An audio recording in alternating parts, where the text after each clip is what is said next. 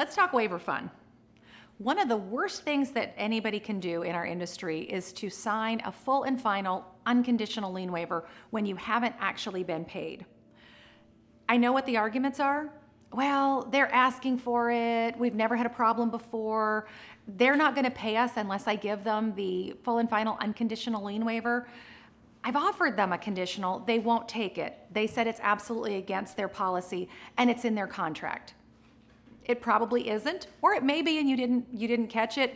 One more thing to watch out for. However, it's basically a battle of the wills. I can't give you something and attest to something that I haven't actually done or received. So to come back, you can actually say, listen, you're asking me to perjure myself because on here it clearly says I have been paid. So you're asking me to lie. And rule of thumb, everybody pays you till they don't. Don't let that be the reason that you're seduced into giving a lien waiver when you know it's wrong. Protect those rights. They're there for a reason. You've taken it this far. Fight for those rights. You can do it with kindness and you can absolutely walk somebody through it, but don't give those up. Another great way to push that argument back and push it back on the other side of the table is to offer that conditional and to remind them that a conditional becomes an unconditional upon successful negotiation of payment. Don't be seduced by giving up your rights.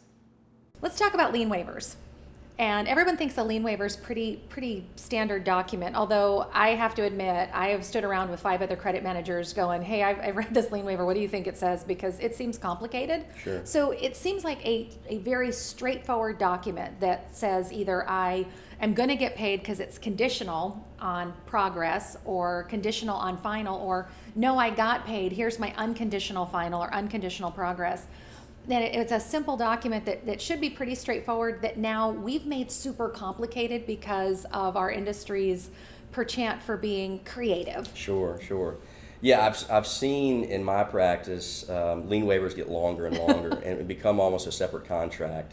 You know, now you'll see defense indemnity clauses added in there. You'll see additional warranty clauses added in. Is that legal? In some states it is, yes. In Louisiana it is.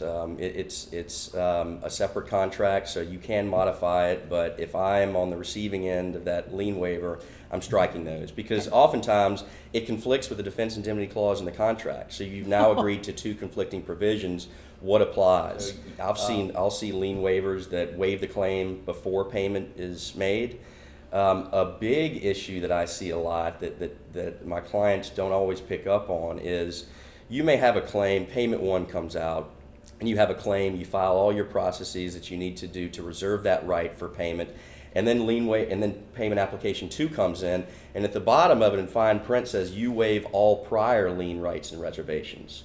So you get down to the payout 2, or you may be at the end of the job and you just reserved a significant claim, but that last lien waiver you decide voids everything. So if I'm getting a hold of those lien waiver provisions and I can negotiate them, I'm making sure that even if that type of language is added, I'm adding an except for previously reserved claims in writing. And that way you stay reserved, where payout 9 doesn't waive all of your lien rights from payouts 1 through 8. So that's something I see snuck into a lot of lien waivers nowadays that you need to be wary of.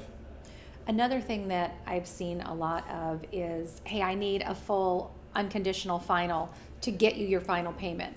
And we counter back with, well, I can get you a conditional. No, I need this. I've stuck to my guns a lot.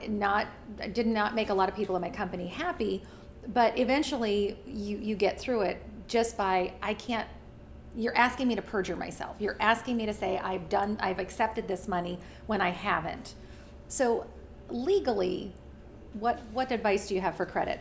Well, I think the exact conversation that you've had. How am I acknowledging either certifying or via affidavit that I have accepted money that I haven't accepted? If I haven't been paid, how am I waiving all these rights? Because if I sign this, you have it. You don't have to pay me anymore. Because I've just said and certified that I have the money and I've waived all of my rights against you under the sun. So how could I let my client or me, my company, sign this when I know it not to be true? So I think your tact is exactly what I would do and what I do, because I have to change that to say upon receipt of X dollars, it's all waived. So, and that I think is a good pushback, because you can say, look, it's all up to you. Once I get the check, I've already pre-waived them upon receipt. So when the check is in hand, I don't then go sign. You've already got the document that says upon receipt, it's all waived. So that's what I like to push back and modify in those types of situations. That's great. Another piece that comes up a lot, and it's not so much for dealers and distributors, but for the contractor side of it, is the infamous retention. Sure. And that fear of, if I sign a full and final lien waiver, am I giving up my rights to lien based on retention? And there's a lot of pushback in the credit community about, is that valid or not? You want to weigh in on that, because I think you're going to have more knowledge than we do. Sure. Well, it's the old song, but it goes back to, you want it to be written and stipulated to in the lien waiver itself. Okay. If you're still owed money, then if the waiver is silent, then you should be allowed to pursue all amounts owed, including retainage. Okay. That's owed at the end of the job, but it goes back to what the contract says. Usually, if you're looking at an AIA contract or any custom contract, should specify when retainage is released. And under the AA contracts, it's a litany of bullet points that you have to comply with. But once you do that, that triggers you being owed retainage. And so if the lien waiver is silent on that, then yes, I would argue certainly go after that, because that's owed under the contract.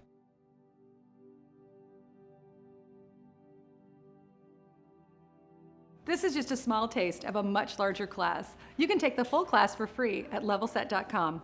Join me.